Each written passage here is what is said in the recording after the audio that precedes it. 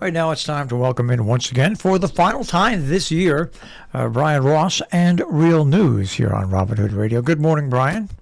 Good morning to you, Marshall. And Happy New Year in advance. Okay. Indeed. So much will be happening in this coming year in Ukraine, in Washington, around the world, and right in our own backyard. Yeah, we'll start off. We'll start off in politics, and then I'll move around here to some of the other things.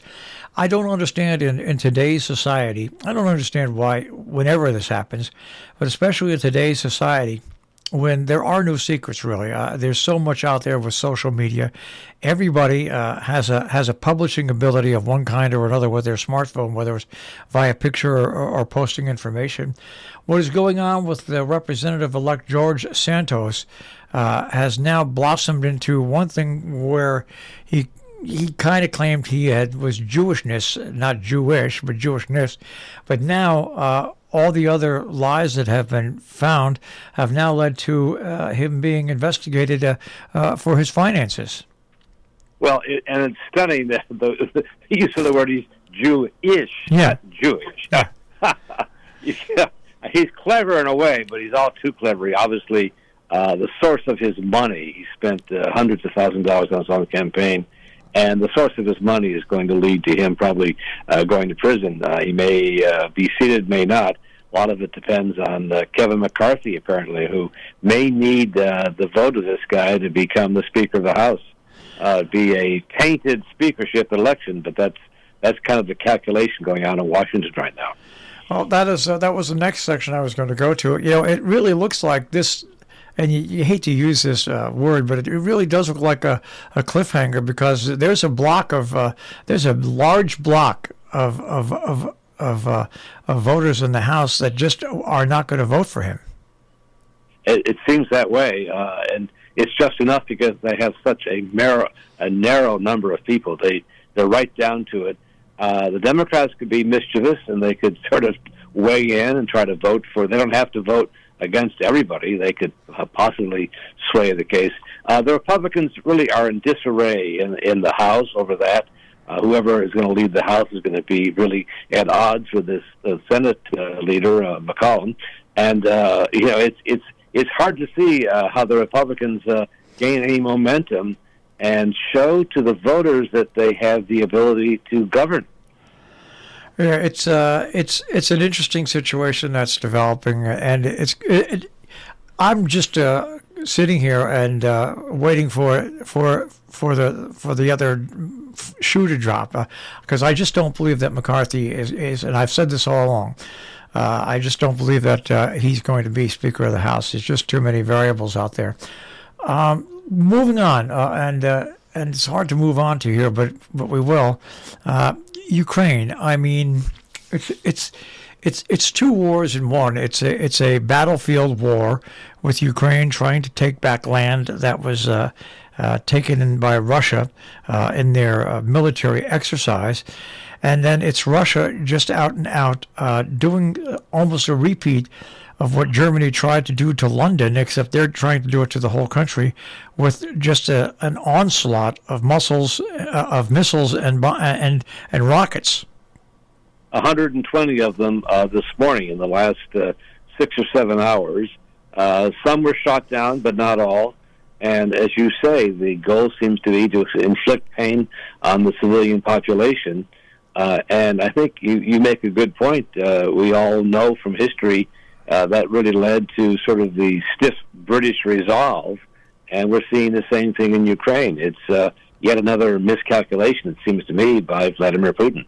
Well, you can kill and maim and you can injure people, but that if you're in a war, that doesn't necessarily gain you territory, and it doesn't gain you very many supporters in addition to who you already have right now.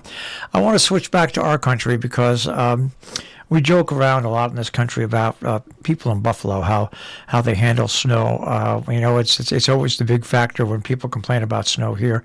And it's a true fact. People in Buffalo have a unique ability to deal with snow and to handle it.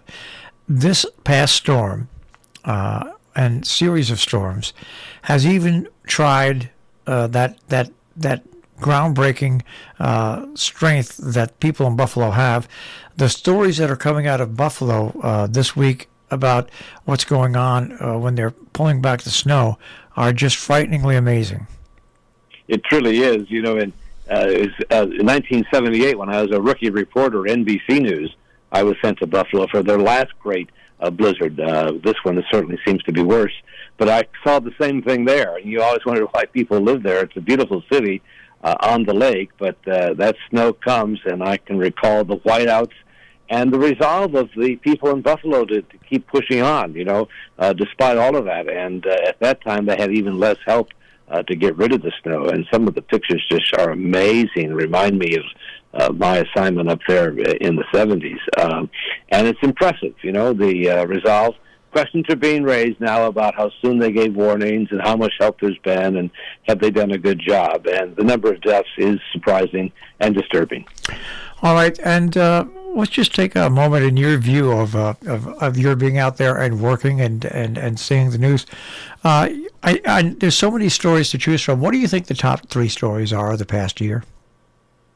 I would say the failure of Trump and the Republicans to win big, like they thought they would. I would say Ukraine, and I guess I would say the end of the pandemic. To be honest, I would say number 4 is the continued chaos and crisis at the border. Yeah, and you know what's slipped down on that list, and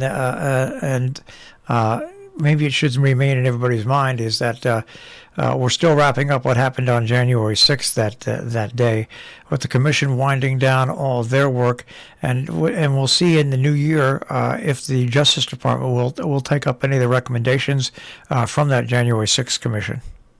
They seem to be heading that way. There was an interesting op-ed in the New York Times, opinion column they call it now, that really the best way is not to prosecute Donald Trump, but just to invoke Section 3 of the 14th Amendment, which make anybody who gives aid and comfort to insurrectionists is barred from public office forever, which might, it seems to me, to be even a better outcome. Well, we'll have to see what develops in the coming year. It's been a hell of a year, and hopefully next year will be not quite as of an upheaval as this year has been. You know, we say that, but every year there's always big news, and I think the questions for next year will be: is there an end in sight? Is there an exit ramp for the war in Ukraine? Will Republicans in any way find a way to coalesce? Right now, doesn't seem like it. And will Joe Biden decide to run again for re-election?